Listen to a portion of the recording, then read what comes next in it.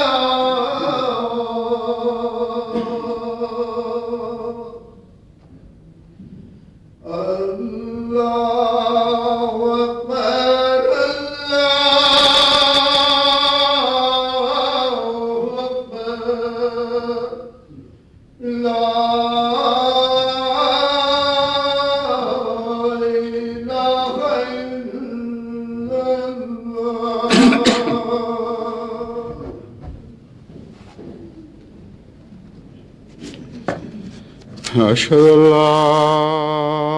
إله إلا الله وحده لا شريك له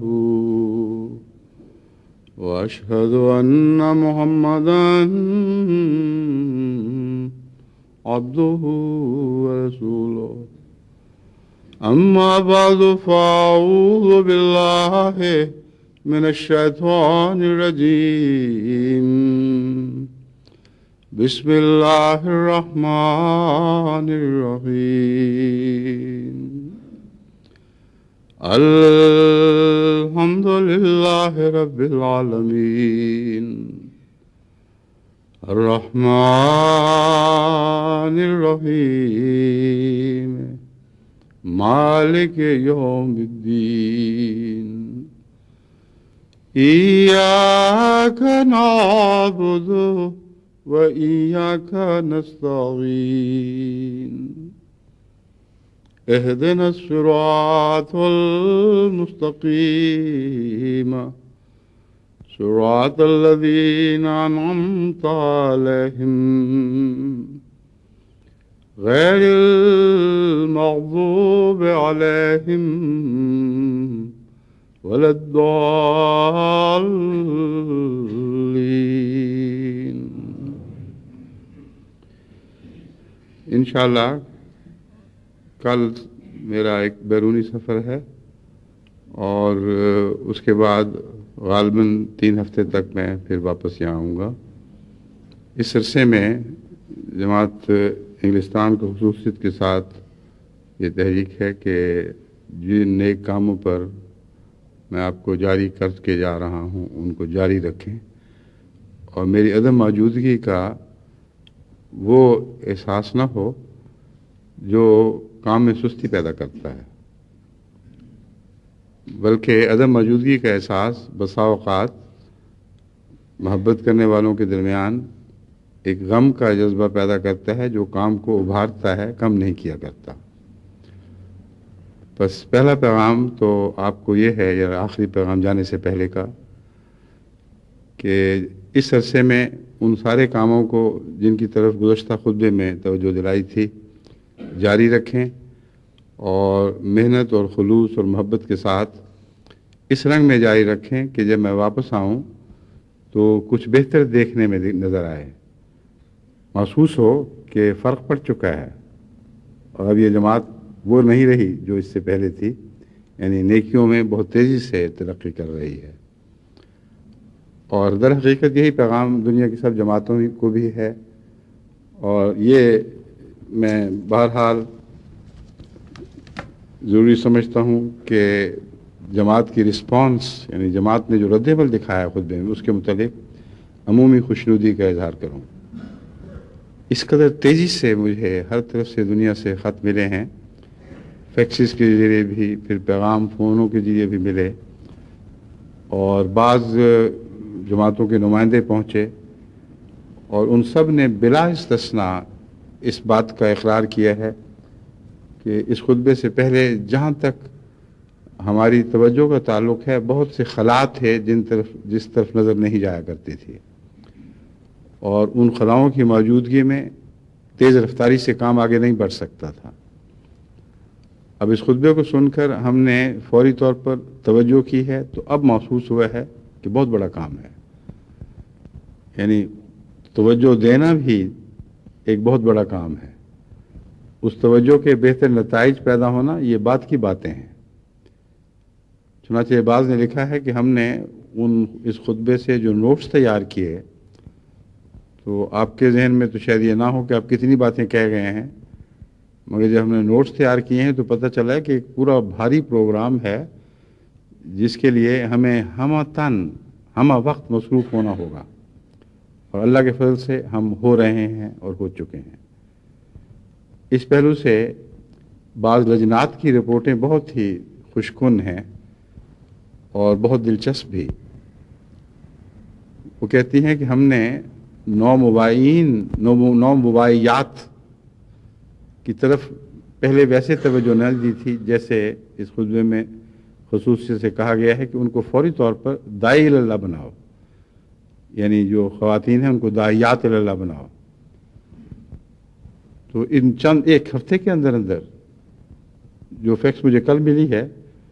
یا خط جو کل ملا ہے، اس سے پتہ چلتا ہے کہ اتنی عمدگی کے ساتھ 9 مباحیات نے اس تحریک میں حصہ لیا ہے کہ وہ لجنہ کی صدر لکھتی ہیں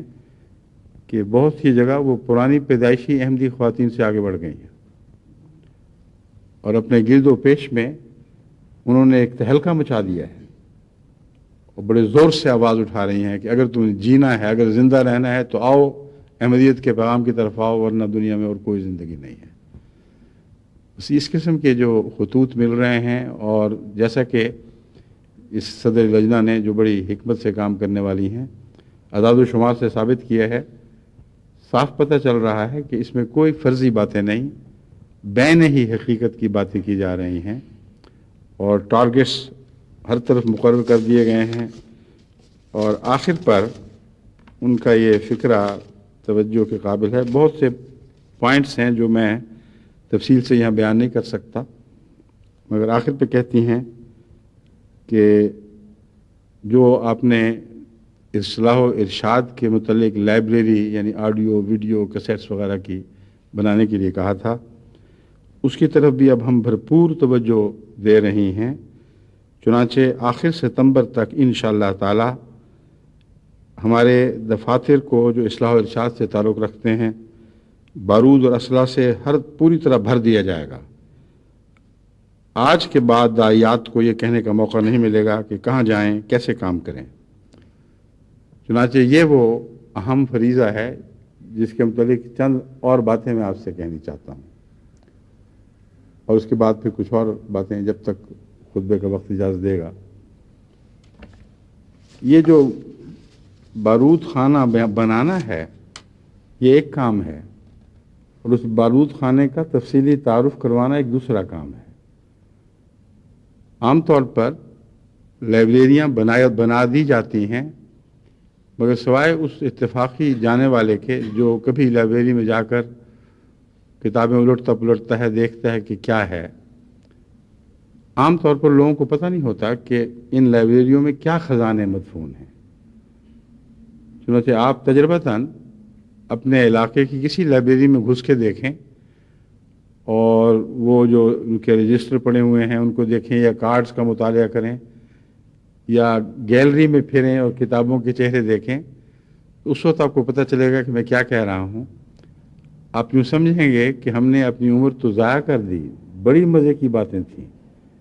بہت سے خزانے مدفون تھے جن کی طرف ہماری کبھی نگاہ گئی ہی نہیں۔ چنانچہ حضرت مسیح موعود علیہ السلام کے متعلق حضرت صلی اللہ علیہ وآلہ وسلم نے جو پیشگوئی فرمائی تھی اس کا یہی مطلب تھا، اور حضرت مسیح موعود علیہ السلام اس پیشگوئی کے پورا ہونے کا ذکر یوں فرماتے ہیں: وہ خزائن جو ہزاروں سال سے مدفون تھے، اب انہیں دیتا ہوں یا میں انہیں دیتا ہوں گر ہووے کوئی امیدوار۔ کہ یہ خزائن تو تھے ہی، پہلے بھی تھے،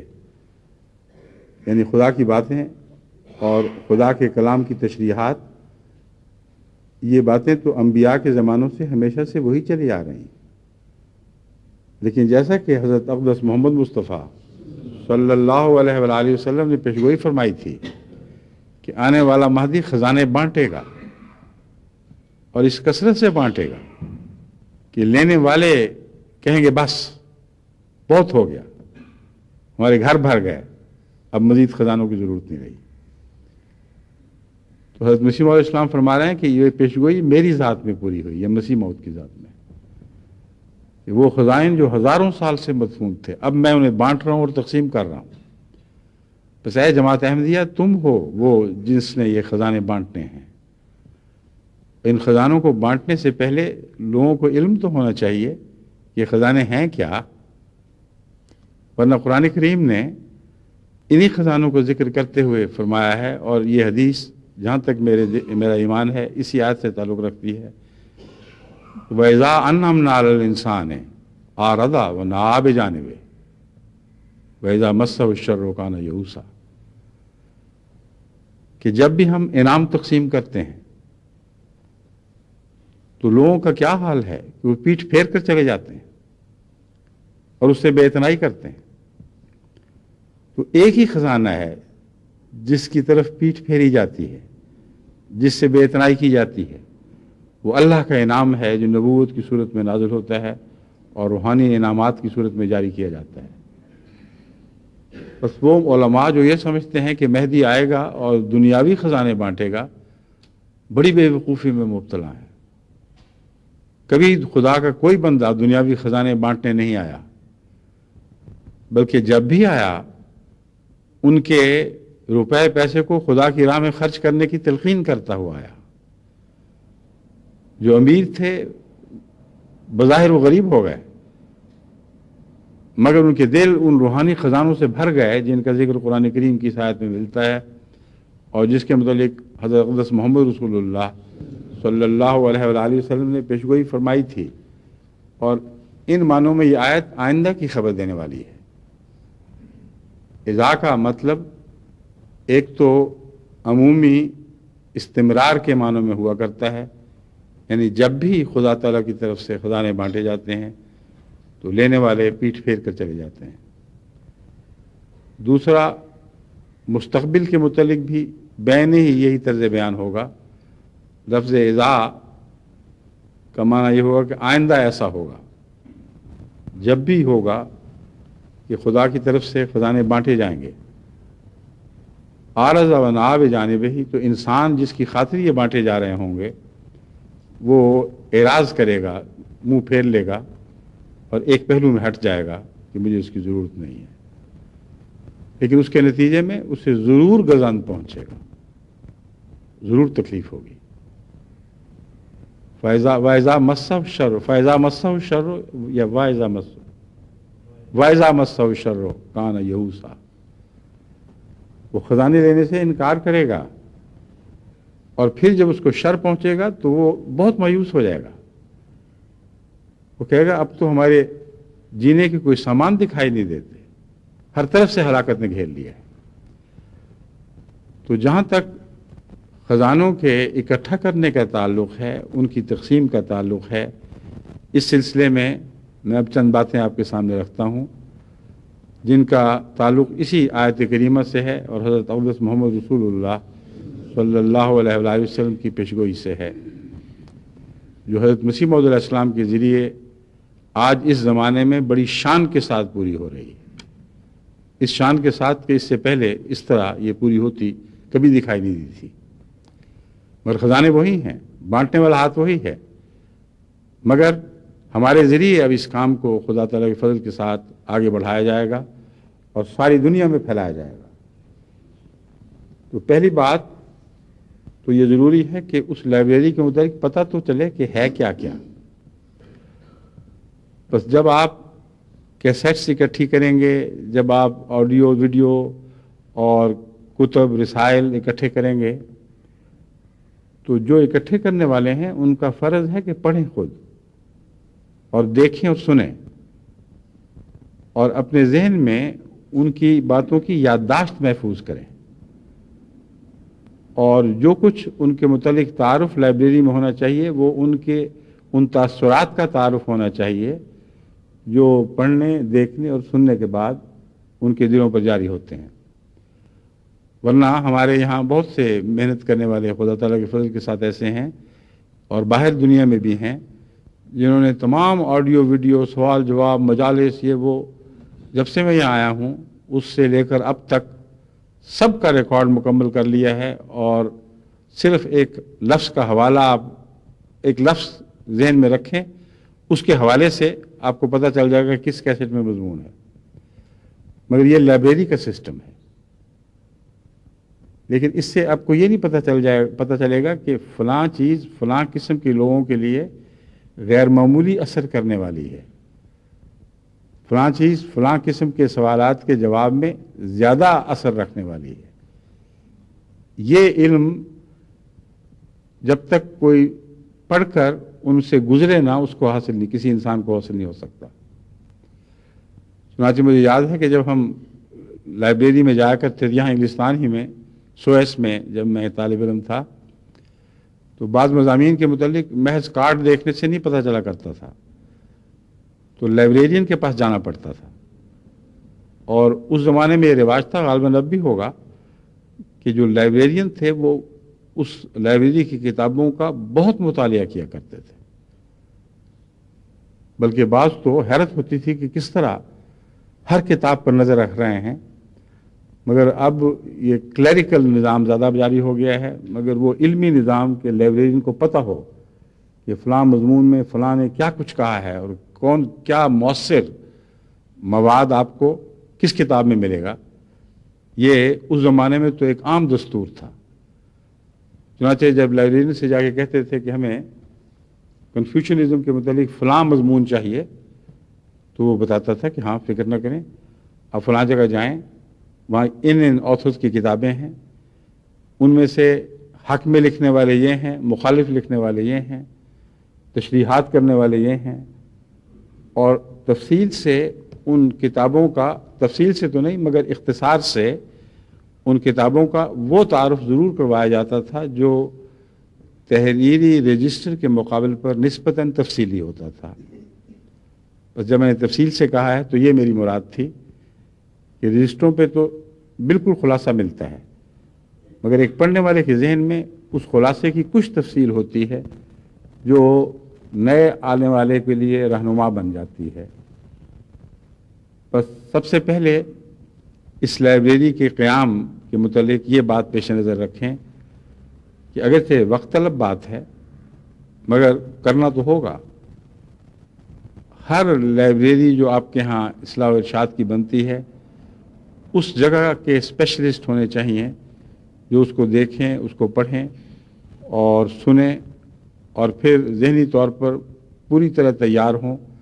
کہ آئندہ لوگوں کی رہنمائی کر سکیں، بتا سکیں کہ کون سی چیز کہاں موجود ہے۔ ورنہ بسا اوقات یہ سوال اٹھتا ہے جی فلاں دوست ملا ہے، اس کے یہ خیالات ہیں، اب اس وقت مقامی جماعتیں پریشانی میں مبتلا ہو جاتی ہیں کہ یہ خیالات ہیں، ہم کیا جواب دیں؟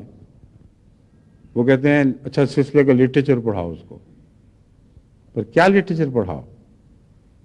اور وہ دلچسپی کیوں لے گا جب تک آپ کچھ دلچسپی کی باتیں بیان نہ کریں؟ آج کل خدا تعالیٰ کے فضل کے ساتھ اسلامی اصول کی فلسفی کا دور ہے اور اس کا تعارف کروایا جا رہا ہے۔ جہاں جہاں تعارف کروایا گیا ہے وہاں بہت شدت سے طلب پیدا ہوئی ہے، جہاں تعارف نہیں کروایا گیا وہاں طلب بھی پیدا نہیں ہوئی۔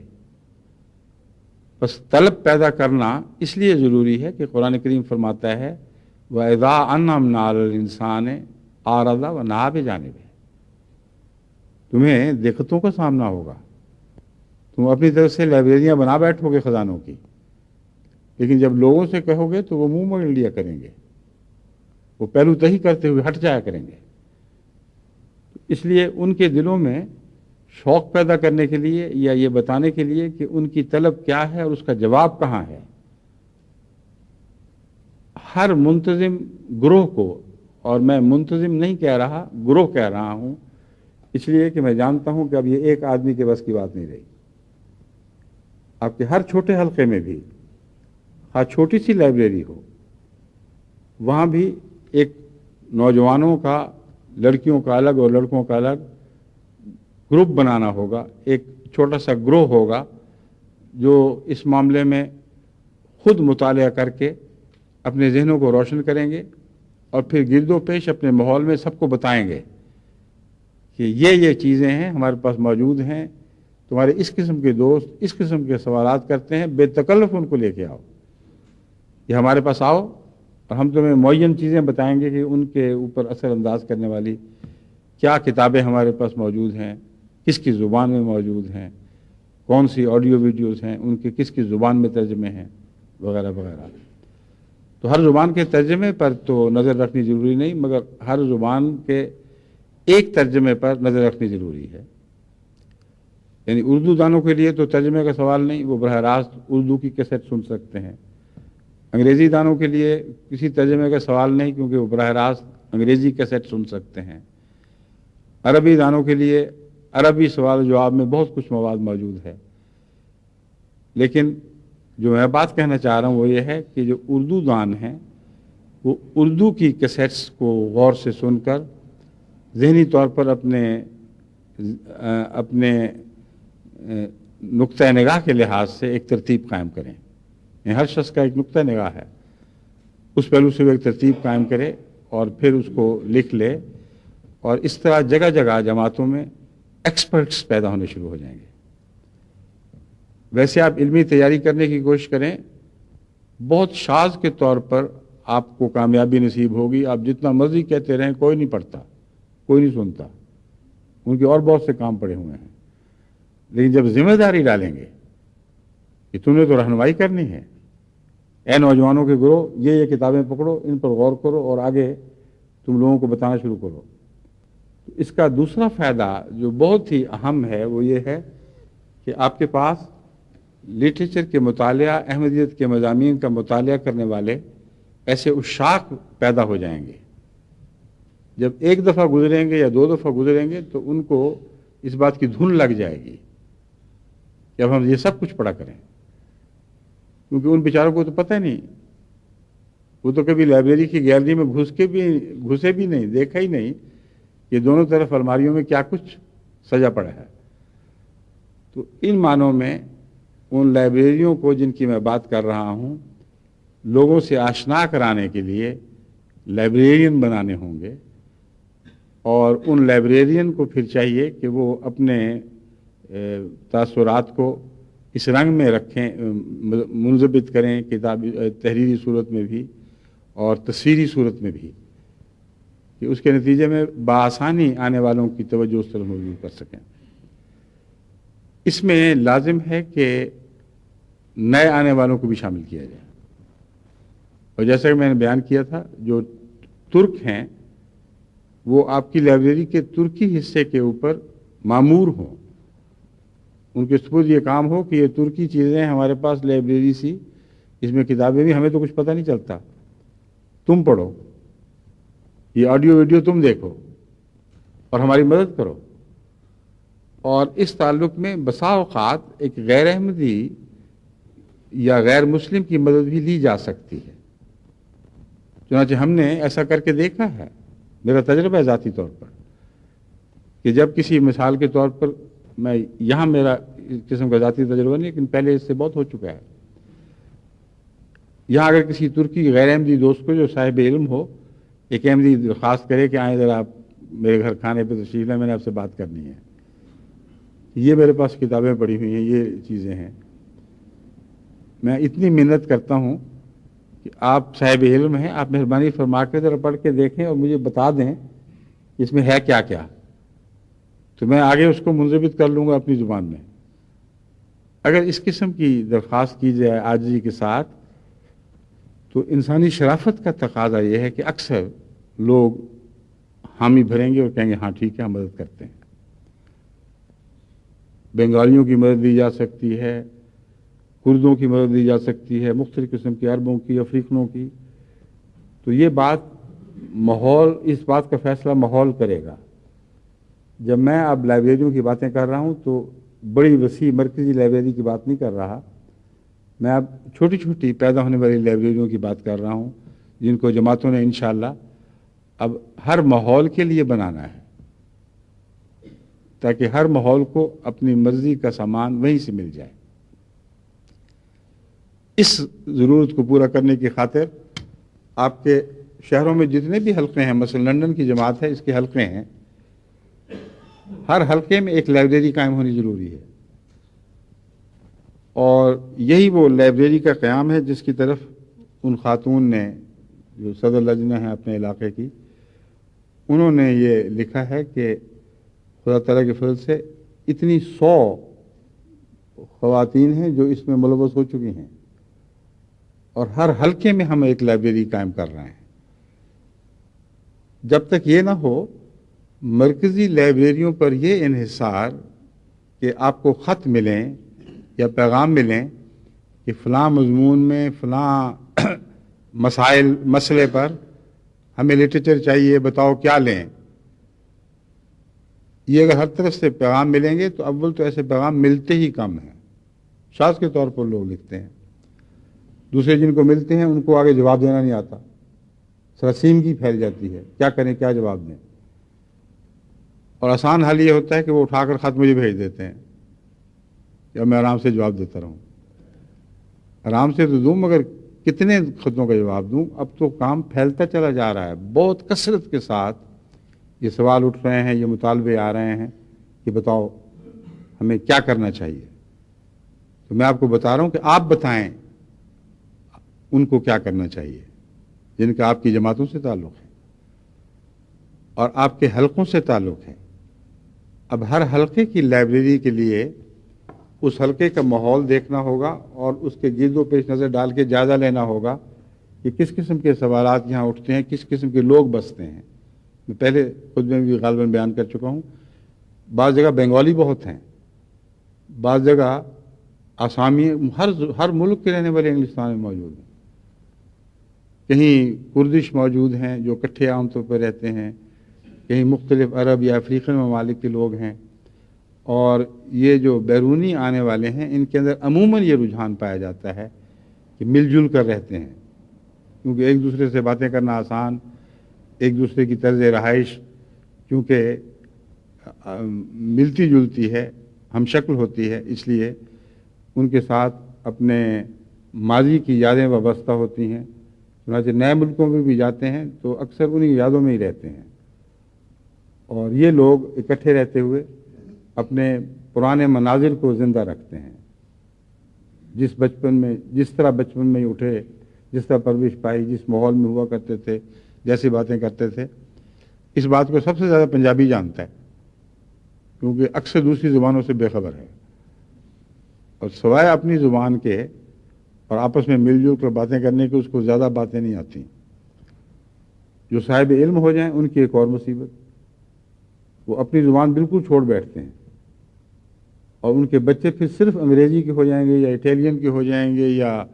اسپینش کے ہو جائیں گے، ان کو اپنا پس منظر کا پتہ نہیں۔ تو یہ باتیں بھی وہ ہیں جو ضمناً سامنے آ جاتی ہیں۔ اس کو ختم کریں، یہ سلسلے تبلیغی جماعتوں کے سلسلے نہیں ہوا کرتے، یعنی حقیقت میں وہ جماعتیں جو حضرت صلی اللہ علیہ وآلہ وسلم کے نقش قدم پر تبلیغ کے لیے قائم کی گئی ہیں، ان کے یہ مزاج نہیں ہیں۔ اسی لیے میں نے جرمن جماعت کے مخلص بچوں کو جو بڑی تیزی سے اخلاص سے حصہ لے رہے ہیں جماعتی کاموں میں، اور مجھے جرمن زبان میں خط لکھتے تھے اور اتنے موٹے موٹے تھدے لگ جاتے تھے جرمن زبان کی فائلوں کے، ان سب کو میں نے کہہ دیا کہ آئندہ سے تمہیں جواب ہی نہیں ملے گا جب تک اردو میں نہ لکھو گے۔ اس کا یہ مطلب نہیں کہ مجھے اردو اچھی لگتی ہے، اردو اچھی لگتی تو ہے، مگر زبانوں کے موازنے میں پھر آ کر اردو کا اپنا ایک مقام ہے، جرمن کا اپنا مقام ہے، ہر زبان کی اپنی ایک اہمیت ہے، اپنا ایک مذاق ہے، اور ہر زبان بولنے والے کو اس سے محبت ہوا کرتی ہے۔ تو یہ ہرگز مراد نہیں کہ جرمن چھوڑ دیں اور اٹیلین چھوڑ دیں اور صرف اردو کو پکڑ لیں۔ اردو سیکھنا اس لیے ان کے لیے ضروری ہے کہ حضرت مسیح علیہ السلام کا اور سلسلے کا لٹریچر اکثر اردو میں ہے، اس وجہ سے وہ بے شک سیکھیں، شوق سے سیکھیں، ان کو فائدہ ہوگا، لیکن اپنی زبان ان کو نہیں بھولنی۔ جہاں بھی جائیں، اگر اٹیلین ہیں تو لازم ہے کہ اپنے بچوں کی اٹیلین زبان میں اچھی تربیت کریں، اگر پنجاب سے تعلق رکھتے ہیں تو اردو زبان میں تربیت کریں، کیونکہ پنجابی تحریری زبان کے طور پر ان کے کسی کام نہیں آئے گی۔ ایسی اکیڈمیز بنی ہوئی ہیں پاکستان میں جن میں بہت اچھے ماہرین فن تیار ہو رہے ہیں۔ ایک ایم ڈی بھی ہیں، ان میں محمد یعقوب صاحب غالباً کا نام ہے، یعقوب امجد، وہ مجھے لکھتے رہتے ہیں کہ دیکھو ہم نے پنجابی میں یہ کر دیا وہ کر دیا، مگر کبھی انہوں نے یہ نہیں سوچا کہ کتنے لوگ لائبریری جا کر ان کا پنجابی ترجمے والا لٹریچر پڑھتے ہیں۔ جو پنجابی کے شوقین ہیں، جن کا ایک گروہ بنا ہوا ہے، ایک سوسائٹی ہے، وہ سارے حصہ لیتے ہیں، اور عامت الناس کو اس سے کوئی تعلق نہیں۔ ٹھیٹھ پنجابی بولتے ہیں، اردو آتی بھی نہیں، مگر پڑھتے ہیں تو اردو میں پڑھتے ہیں۔ تو حقیقت کو دیکھنا ضروری ہے۔ اس لیے میں نے ان بچوں کو کہہ دیا ہے کہ تم مجھے جب تک اردو میں خط نہیں لکھو گے میں تمہیں جواب ہی نہیں دینا۔ اب وہ مجبور ہیں، بیچارے ٹوٹا پھوٹا لکھنے لگ گئے ہیں ماشاءاللہ، لیکن یہ اس لیے ضروری ہے کہ موازنہ زبانوں کا ضروری ہوا کرتا ہے۔ ہر زبان اپنی اہمیت رکھتی ہے، لیکن جب تک ایک سے زیادہ زبانیں داعین اللہ کو نہ آئیں اس وقت تک وہ حقیقت میں خدمت کا حق ادا نہیں کر سکتے۔ تو اس طرح آپ زبانیں تو سیکھیں گے، مگر جو میں اب بات کر رہا ہوں وہ یہ ہے کہ اپنی لائبریری کو ایک بہانہ بنا لیں لوگوں تک پہنچنے کا، اور ایسا بہانہ ہو جو واقعتاً حقیقی ہو، جھوٹا بہانہ نہ ہو۔ آپ کو ٹرکش نہیں آتی، مگر ٹرک ہیں جن کو آتی ہے، ان کے پاس جائیں۔ آپ کو چینی نہیں آتی ہے، مگر چینی ہیں جن کو آتی ہے۔ جب وہ پڑھیں گے تو وہ پھر آپ کے مضمون میں بھی دلچسپی لیں گے۔ یہاں تک کہ جو مترجمین ہیں، بعض مترجمین ایک دو کتابوں کا ترجمہ کرنے کے بعد کہتے ہیں کہ اب ہمیں اور لٹریچر بھیجو، اب ہم اپنی خاطر معلوم کرنا چاہتے ہیں۔ بعضوں کی کائے پلٹ جاتی ہے۔ ایک چینی مترجم نے ہمارے چینی صاحب کو لکھا کہ ایک دو کتابیں فلاں فلاں میں نے پڑھی ہیں، میرے تو زمین و آسمان بدل گئے ہیں۔ احمدیت اگر یہ ہے تو سارے چین کا ہی مذہب ہونا چاہیے۔ تو اس قسم کے امور ہیں جن کی خدا تعالیٰ نے جن کی ہم پر رحمت فرمائی ہوئی ہے، جن کا ہم پر انعام فرمایا ہوا ہے۔ ہم تو اس سے منہ نہیں موڑنے والے، لیکن غیر منہ موڑیں گے جب تک ان کو اس کی انعام کی حیثیت کا علم نہ ہو۔ بس پتہ ہونا چاہیے کہ نعمت ہے، اور نعمت کے علم کے لیے یہ بھی ضروری ہے کہ جو نعمت بانٹ رہے ہے اس کو تو پتہ ہو کہ نعمت ہے۔ اب یہ مشکل ہے جو آج درپیش ہے کہ بہت سے احمدی بھی ایسے ہیں جن کے پاس اتنا وقت ہی نہیں رہا یا بچپن سے ان کی تربیت ایسی نہیں ہوئی کہ ان کو احمدیت کی نعمتوں کا علم نہیں، اس کا مزہ انہوں نے چکھا نہیں ہے، یعنی وہ نعمتیں جو خزانوں کی صورت میں بانٹی جا رہی ہیں، اس لیے جب پتہ چلتا ہے تو پھر وہ اللہ تعالیٰ کے فضل سے فوری طور پر اس طرف متوجہ ہو جاتے ہیں۔ تو اس طرح دو طرح سے ہمیں فائدہ ہوگا، ایک وہ احمدی جن کو آپ نے کام سپرد کرنا ہے، آپ نے کہنا ہے کہ تم نے سیکھنا ہی سیکھنا ہے، آگے کام کو بڑھانا ہے، تمہیں علم نہیں ہوگا تو کیسے بڑھاؤ گے؟ وہ پڑھیں گے، وہ سنیں گے اور ان کے دل بدل جائیں گے۔ میں نے شاید پہلے بھی ذکر کیا تھا، ایک دوست میرے سامنے ذکر کیا کہ ساری عمر میں نے ضائع کر دی، خدا نے ہر طرح سے نعمت عطا فرمائی تھی، اچھے کھاتے پیتے انسان، لیکن اب ایم ٹی اے کے ذریعے جب خطبے دیکھے ہیں تو اس وقت مجھے پتہ چلا ہے کہ میں کن باتوں سے محروم تھا، اور اب وہ خدا تعالیٰ کے فضل سے بہترین داعی اللہ اور اپنی جماعت میں چوٹی کی مالی قربانی کرنے والے ہیں۔ مگر یہ ایک آدمی نہیں، کثرت سے ایسے پیدا ہو رہے ہیں، مگر جو غیر احمدی ہیں ان تک بات میں کر رہا ہوں۔ آپ میں سے جو واقف ہیں اتفاقاً خطبے سن کے ایم ٹی اے کے ذریعے، ان کو تو اللہ تعالیٰ کے فضل سے پتہ چل چکا ہے، ان کو چاہیے کہ وہ اپنی لائبریریوں میں اپنے مزاج کے مطابق مددگار بن جائیں، لیکن اس کے باوجود بہت کچھ ہے جو دوسری زبانوں میں ہے جن کا ان کو علم نہیں۔ اب دورے ہوتے ہیں جرمن زبان میں، جرمنی کے، جس میں جرمن زبان استعمال ہوتی ہے، عربی استعمال ہوتی ہے، ترکی استعمال ہوتی ہے، اور بنگالی استعمال ہوتی ہے، افغانی استعمال ہوتی ہے، یعنی ایک دورے میں ایک ہی زبان تو نہیں، بعض ممالک میں 10 12 زبانیں استعمال ہو رہی ہیں، اور ان سب کے تراجم جرمن یا انگریزی اور کسی اور زبان میں موجود ہیں۔ تو خزانے تو بہت ہیں اللہ کے فضل سے، جو آن حضرت صلی اللہ علیہ وآلہ وسلم کی پیشگوئی کے مطابق آج بانٹے جانے ہیں، اور بانٹنے والا ہاتھ حضرت مسیح موعود علیہ السلام کا ہاتھ ہے، اس میں کوئی شک نہیں ہے۔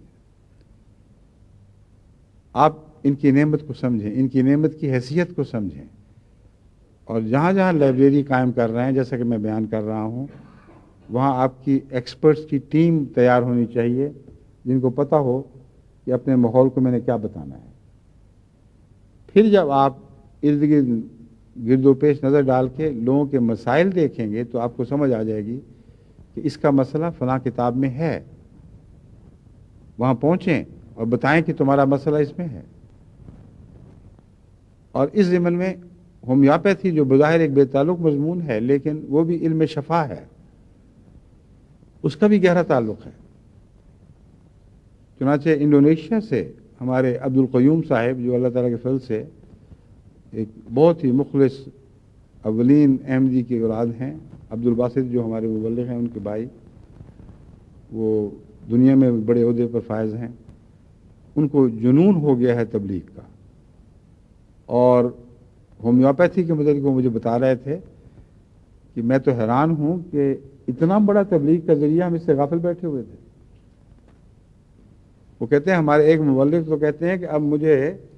دوسرے کاموں کا وقت ہی نہیں ملتا، وہ کہتے ہیں دن رات مریض آ رہے ہیں اور وہ آ کے مجھے کہتے ہیں کہ یہ کرو اور وہ کرو، اسی تعلق میں پھر جماعت احمدیہ سے تعارف ہو رہا ہے، اور خدا کے فضل سے وہ لوگ جو پہلے احمدیت کا نام سننے کے لیے تیار نہیں تھے، اب کثرت سے احمدیت کی باتیں کرنے لگے ہیں۔ اور اللہ تعالیٰ مدد بھی ایسی کرتا ہے کہ آدمی حیران رہ جاتا ہے۔ مجھے انہوں نے قیوم صاحب نے کل اپنے بعض واقعات سنے، میں حیران رہ گیا کہ اس دوائی سے تو فائدہ ہونا ہی نہیں چاہیے تھا۔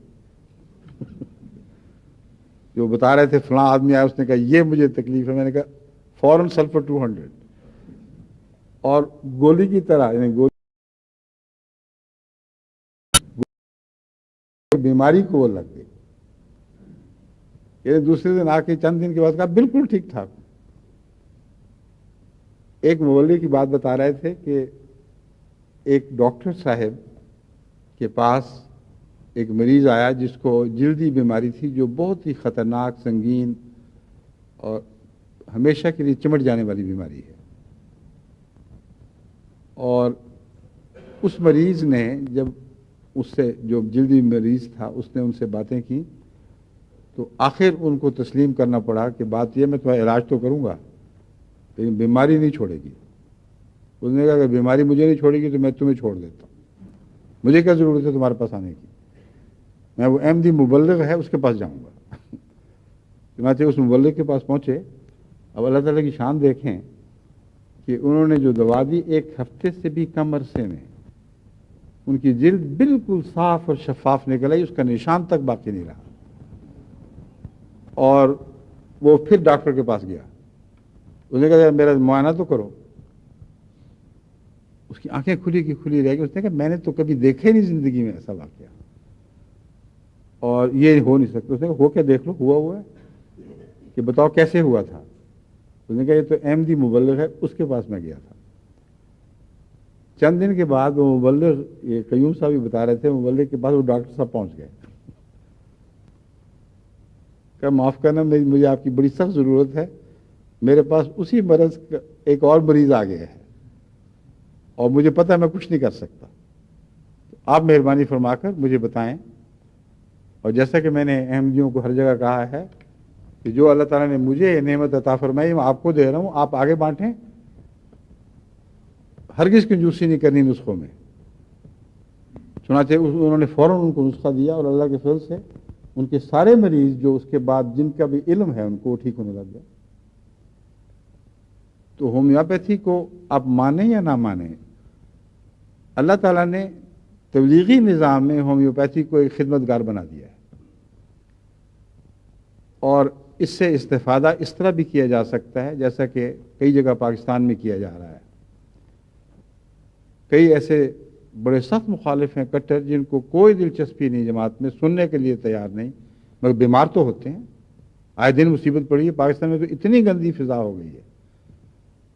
کہ کھانے کو وہ کلاشنکوف کی گولیاں ملتی ہیں، اور بیماریاں اتنی عام، خوراک اتنی گندی کہ مصیبت پڑی ہوئی ہے۔ اللہ رحم کرے، اس ملک پر بہت ہی برا حال ہو رہا ہے۔ اب تو گندی خوراک بھی کم ملتی ہے، تو وہاں احمدی جو عقل والے ہیں وہ یہ فائدہ اٹھا رہے ہیں۔ ان کو پتہ چلتا ہے کسی مریض کا جس کو شفا نہیں ہو رہی، اس کو کہتے ہیں کہ دیکھو جماعت احمدیہ چھوڑو ایک طرف، مگر ہمارے امام جو ہیں وہ ہومیوپیتھک جانتے ہیں، یہ کتاب ہے ذرا مطالعہ کر لو اور اپنے لیے خود دیکھو کون سی شفا ہے، کس میں شفا ہے۔ اور بعض ایسے ہیں جو کتاب پڑھتے ہیں پھر مجھے خط لکھتے ہیں، کہتے ہیں ہماری تو آنکھیں کھل گئیں، کیونکہ جو میں نے کتاب لکھی ہے وہ محض ہومیوپیتھی کی خاطر نہیں لکھی، وہ حضرت صلی اللہ علیہ وآلہ وسلم کے اس ارشاد کے تابع یہ میں ان خزانوں میں سے جو بانٹ رہا ہوں کہ العلم و علمان، علم الادیان و علم الابدان۔ علم تو دو ہی ہیں، یا روحانی علوم ہیں مذہب کے، یا بدن کی صحت کے علوم ہیں، یا سائنس کے علوم ہیں۔ تو اس پہلو سے ان کو جب یہ پتہ چلتا ہے کہ لکھنے والا بالکل صاف ہے، خدا کو مانتا ہے، خدا کی معرفت کی باتیں اس میں موجود ہیں اس کتاب میں، تو اس کا دل بدلتا ہے۔ اور ایک واقعہ نہیں ہوا، 20 ایسے ہیں جو میرے علم میں ہیں، صرف ہومیوپیتھی کی کتاب پڑھ کے احمدی کی طرف توجہ ہوئی، احمدی لٹریچر مانگا، اور پھر آخر اقرار کیا کہ اللہ تعالیٰ کے فضل کے ساتھ ہمیں ہدایت مل گئی ہے۔ تو اس کو بھی آپ اس لائبریری کا حصہ بنائیں، اور اگر ممکن ہو، یعنی ایک زائد میں آپ کو ترکیب بتا رہا ہوں آپ کی لائبریریوں میں دلچسپی کی،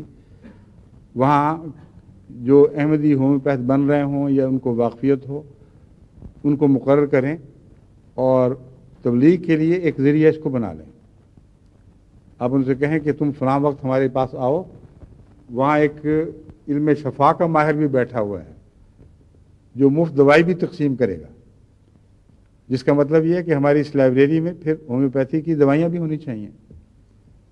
مگر اس ضمن میں مجھے اکثر جماعتوں سے شکوہ ہے کہ باوجود اس کے کہ ہم نے ہر جگہ بنیادی دوائیں تقسیم کی، اس کے یعنی سب جگہ مفت تقسیم ہو رہی ہے، اس کو آگے پھیلانے کا انتظام تجویز کیا، یعنی انتظام تو بنانا تھا جماعت نے، مگر ہم نے تجویز کیا اس طرح اس کا انتظام کریں گے، اور ہر جگہ بہت ہی معمولی قیمت پر ان دواؤں کو آگے بڑھانے کا اور زیادہ بنانے کا طریقہ سمجھایا، یہاں تک کہ ساری بڑی بڑی جماعتوں میں، بڑے بڑے ملکوں میں کثرت کے ساتھ ایسے اڈے قائم ہو سکتے ہیں جہاں سے خدا تعالیٰ کے فضل کے ساتھ مفت علاج کا سلسلہ جاری ہو جائے۔ اب انگلستان کو خصوصیت سے اس کی بہت ضرورت ہے۔ اس کی وجہ یہ ہے کہ اب جو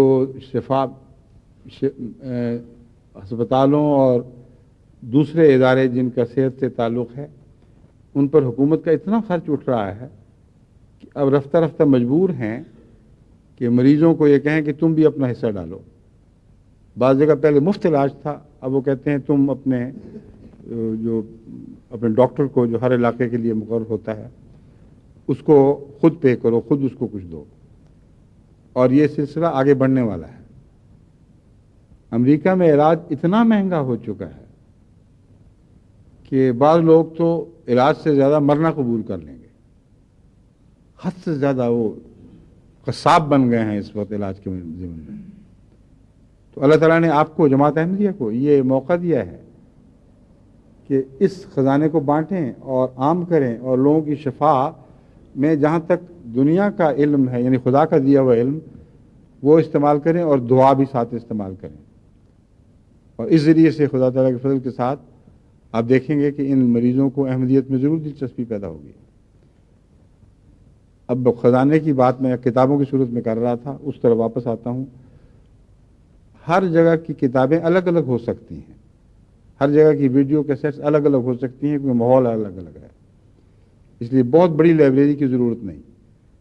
مگر یہ لازم ہے کہ کچھ لوگ وقف ہوں اور پھر وہ اگر بانٹیں چیزیں تو دو طرح سے ان کا حساب رکھیں۔ ایک یہ کہ جن کو جو چیزیں بانٹی جا رہی ہیں وہ واپس آئیں، ان میں مہنگی چیزیں ہیں بہت، بعض دفعہ ہوتی ہیں بہت مہنگی چیزیں، بعض دفعہ سستی بھی ہیں، مگر عام طور پر مثلا جماعت میں یہ توفیق غالباً ہر جگہ نہیں ہوگی کہ 5 والیوم قرآن کریم مفت تقسیم کریں۔ 1 والیوم تو کسی حد تک، یعنی ایک جلد میں جو حضرت مولوی غلام فرید صاحب والا ترجمہ اور تفسیر ہے، تفسیر تو حضرت مسلم موعود کی تھی مگر انگریزی میں انہوں نے ڈھالا ہے، یہ اگر مفت دے بھی دیا جائے تو اس کا بھی مقامی طور پر لوگ زیادہ بوجھ نہیں اٹھا سکتے۔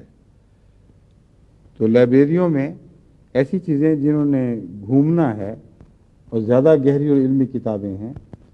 ان کا واپسی کا بھی تو انتظام ہونا چاہیے۔ اس کے لیے یہ احتیاط کر لینی چاہیے کہ جس دوست کی معرفت کوئی کتاب جا رہی ہے وہ ذاتی طور پر حاصل کرے اور ضامن ہو اس بات کا کہ اگر اتنے عرصے میں واپس نہ آئی تو وہ ذمہ دار ہے۔ اگر ایسا معین انتظام آپ نے نہ کیا تو ان کے ضائع ہونے کا خطرہ ہے۔ اور کچھ یہ ترکیب بھی کام آتی ہے کہ ایسی کتابیں زیادہ رکھیں جو کبھی کبھی ضائع تو نہیں ہوں گی مگر ضائع ہو بھی سکتی ہیں۔ ضائع نہیں ہوں گی ان معنوں میں کہ جو پڑھے گا اس کو فائدہ پہنچے گا، مگر ضائع ہو بھی سکتی ہیں ان معنوں میں کہ بعض لوگوں کے متعلق علم ہوا ہے کہ جماعت کی قیمتی کتابیں ارادتاً شرارت کے طور پر لے کر پھاڑ کے پھینکتے ہیں۔ اور بعض لائبریریوں نے رپورٹ کی ہے کہ جب بھی تم نے قرآن کریم لکھوایا ہے کوئی لے کے بھاگ گیا ہے اور واپس نہیں آیا۔ تو اس لیے میں عرض کر رہا ہوں کہ آنکھیں کھول کر ان سب امور کا جائزہ لینا چاہیے، اور ایسی کتابیں جن کا ضائع ہونے کا خطرہ ہے اول تو معلوم کریں کون سی سورس ہے، وہ ہے کون سرستہ جس کے ذریعے یہ ضائع ہوتی ہیں، اور جو مہنگی ہیں ان کو جیسا کہ میں نے بیان کیا ایک سے زائد رکھیں، کیونکہ ایک وقت میں ایک لے جائے تو پھر دوسرا آنے والا جب اسی کا مطالبہ کرے اس کے پاس بھی اس کو بھی کچھ ملنا چاہیے۔ تو آڈیوز ویڈیوز کے متعلق جو میں نے جرمنی کی جماعت کو ہدایت کی تھی وہی میں اب آپ سب کو ہدایت کر رہا ہوں، ان کے متعلق ایک سرکولیشن سسٹم ہونا ضروری ہے، اور وہ سرکولیشن سسٹم یعنی اس کو اس طرح حرکت میں دیا جائے کہ ساری جماعت میں وہ حرکت کر رہی ہوں۔ اس کی اگر صحیح نگرانی کی جائے تو بہت ہی زیادہ مؤثر اور غیر معمولی طور پر فائدہ مند ثابت ہوتا ہے۔ یہ جو ٹیمیں جو میں آپ بیان کر رہا ہوں، لائبریری کی محافظ ٹیمیں، ان کے ذریعے سرکولیشن شروع کریں. ان کو کہیں تم خود ان کو غور سے سنو، دیکھو، اور پھر اگر تمہارا دل چاہتا ہو کہ اور بھی سنیں تو اپنی جماعت کے ان دوستوں کو دو جو اپنے ماحول سے دوسروں کو بلا کر دکھا سکیں. اور یہ ہونے کے بعد کیونکہ ہزارہ ویڈیوز ان چھوٹی چھوٹی لائبریریوں میں رکھنا ممکن نہیں ہے، اس لیے یہ لائبریرین لوگ، یہ گروہ پہلے جائزہ لے کر اندازہ کریں کہ گزشتہ شروع میں ہم پہلے 10 سے کام لیں گے. ان 10 سے استفادہ کریں، ان کو گھمائیں اور پھر مرکز کو واپس کریں کہ ان کو دوسری جماعتوں میں دینے کے لیے بے شک اب اس کو استعمال کریں. اگر ان کو توفیق ہو تو اس کی کاپیاں بنا کر اپنے پاس رکھ لیں، ورنہ مفت اگر کام کرنا ہے تو واپس کر دیں، 10 اور مانگ لیں. اور اس طرح وہ 10 پھر وہ جو لائبریرین ہیں وہ پہلے دیکھیں گے. بس لائبریرین سے مراد ایک لائبریرین نہیں بلکہ ایک گروہ ہے جو جس میں نئے آنے والے، نئی بیعتیں کرنے والے ضرور شامل ہوں، اور ہر گروہ کا تعین موقع اور حالات کے مطابق الگ الگ ہوگا. اور یہ نظام اپنی ذات میں اتنی لمبی اور گہری نگرانی چاہتا ہے کہ اس کے لیے بھی مرکز میں کسی کو مقرر کرنا ہوگا جو اسی کام پر لگ جائے، یا ایک سے زائد آدمی مقرر کرنے ہوں گے جن کا کام یہ ہو کہ سارے ملک میں گھومتے پھریں، ہر جگہ پہنچ کے پتہ کریں کہ ذرا مجھے اپنی لائبریری تو دکھاؤ. پتہ کریں گے تو شاید پتہ لگے گا کہ ہے ہی نہیں کوئی. کہ اچھا بابا اس سے تو شروع کرو، میں تمہارے لیے چھوٹی سی لایا ہوں ایک ساتھ. چنانچہ ایسی لائبریریاں ساتھ لے کر پھر سکتے ہیں. ان لائبریریوں کا زیادہ وسیع ہونا ضروری نہیں ہے. شروع میں اگر آپ نے اس طرح کام شروع کیا جس طرح عام طور پر لوگ کرتے ہیں کہ ایک وقت میں بیٹھ کر فہرستیں بنائیں اور بھاری کام اپنے ذمہ لے لیا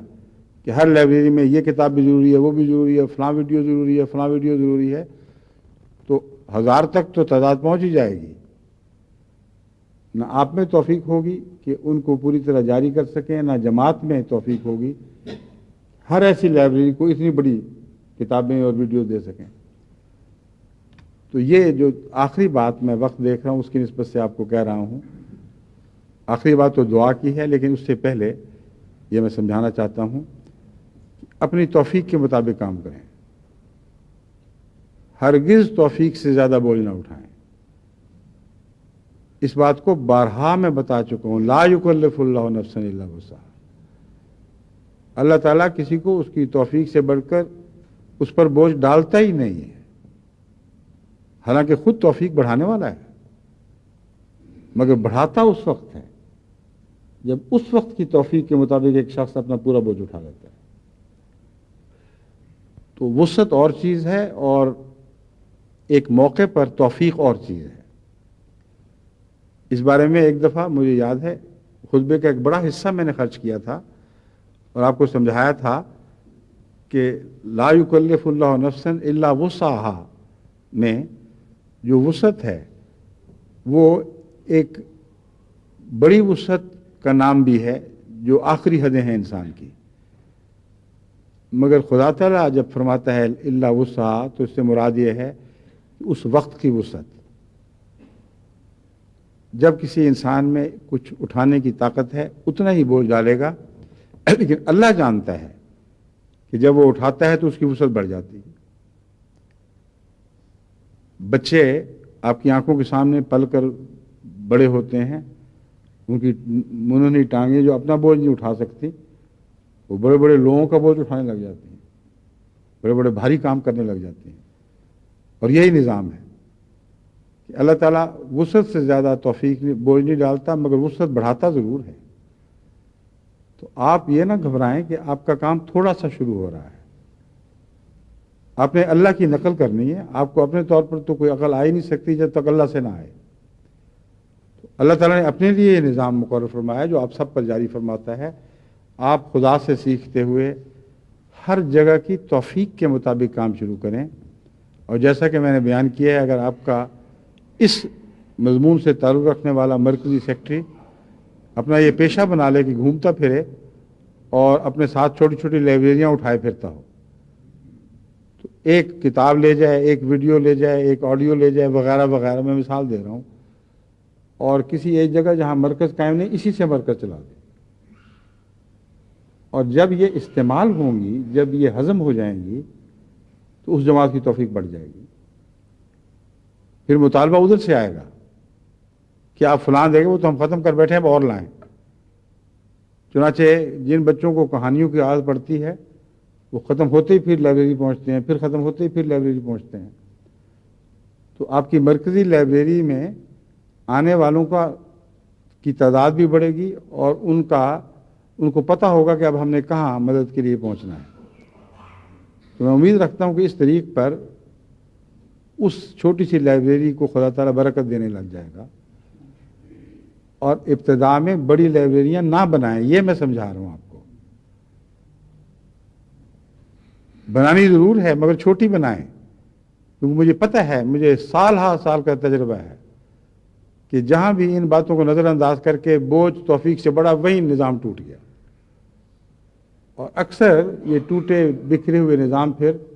بعد میں دکھائی دیتے ہیں، ہم نے فلاں جگہ بھی کام شروع کیا تھا، کچھ نہیں فائدہ ہوا، فلاں جماعت نے کام شروع کیا تھا، اب نہیں رہا۔ مگر اگر خدا تعالیٰ کے نظام کو آپ پکڑیں گے تو یہ ہو نہیں سکتا کہ کام اپنے آپ کو آگے نہ بڑھائے۔ یہ ویسی بات ہے جیسے کوئی تاجر چھوٹی سی پھیری سے کام لیتا ہے، مگر توفیق کے مطابق، توفیق سے بڑھ کر نہیں اٹھاتا، مگر جو اٹھاتا ہے وہ اپنے لیے اور سامان پیدا کرتا چلا جاتا ہے، یہاں تک کہ وہ چھوٹی سی پھیری ایک چھوٹی سی دکان میں بدل جاتی ہے، چھوٹی سی دکان بڑے کاروبار بننے لگ جاتی ہے۔ مگر وہ جاہل جو قرضے لے لے کر شروع میں بڑی دکان کی باتیں کرتے ہیں، میں نے تو اکثر ان کی عمریں غلطی دیکھی ہیں کہ وہ پھر جائیدادیں بھی بیچ دیں تو قرضے نہیں اترتے۔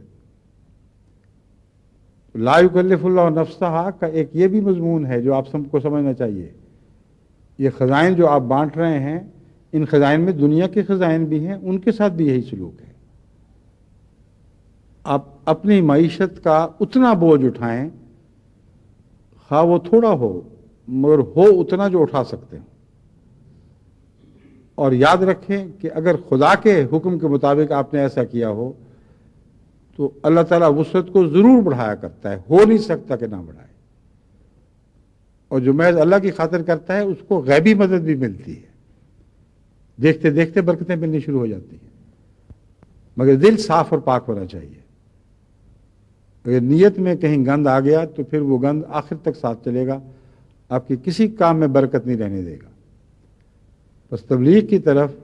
توجہ میں جو ایک اور نقطہ آپ کو سمجھانے والا تھا وہ یہی تھا، مگر اس کے بہت سے پہلو ہیں جن پر مزید روشنی ڈالنی ہوگی۔ اگر خدا نے توفیق دی تو اس سفر کے درمیان خطبات میں یا پھر بعد میں واپس آ کر انشاءاللہ اس موضوع کو میں پھر پکڑوں گا۔ اب میں اجازت چاہتا ہوں یہ یاد دلاتے ہوئے کہ اپنے لیے دعائیں ضرور کریں۔ دعاؤں سے سارے کام آسان ہو جاتے ہیں، کوئی مشکل نہیں رہتی۔ بسا اوقات انسان بڑی مصیبت میں مبتلا بیٹھا ہوتا ہے کہ ابھی اس کا حل نظر نہیں آ رہا، اس کا حل نظر نہیں آ رہا۔ اگر واقعتاً توجہ خدا کی طرف ہو اور دعا کی طرف مائل ہو تو ساری مشکلیں دیکھتے دیکھتے آسان ہو جاتی ہیں، پتہ نہیں لگتا کہ یہ مشکلیں گئی کہاں۔ اور اگر خدا کی طرف توجہ نہ ہو تو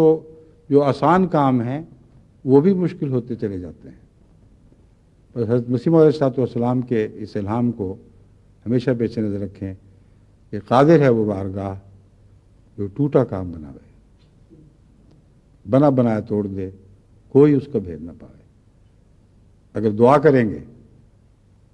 بسا اوقات اللہ کے فضل سے بھاری اکثریت پہ آپ دیکھیں گے کہ ٹوٹے کام بن جائیں گے، اور اگر دعا سے اعتراض کریں گے تو بنا بنایا توڑ دے، کوئی اس کا بھید نہ پائے۔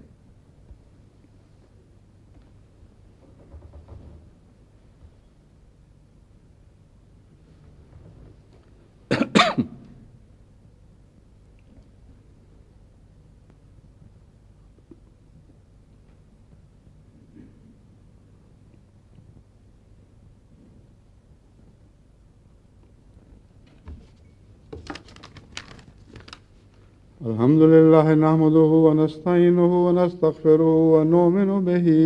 ونتوكل عليه ونعوذ بالله من شرور أنفسنا ومن سيئات أعمالنا من يهده الله فلا مضل له ومن يضلله فلا هادي له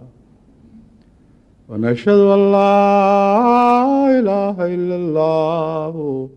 وحده لا شريك له ونشهد أن محمدا عبده ورسوله عباد الله رحمكم الله إن الله يأمر بالعدل والإحسان وإيتاء ذي القربى وينهى عن الفحشاء والمنكر والبغي يعظكم لعلكم تذكرون اذكروا الله يذكركم وادعوه يستجب لكم ولذكر الله أكبر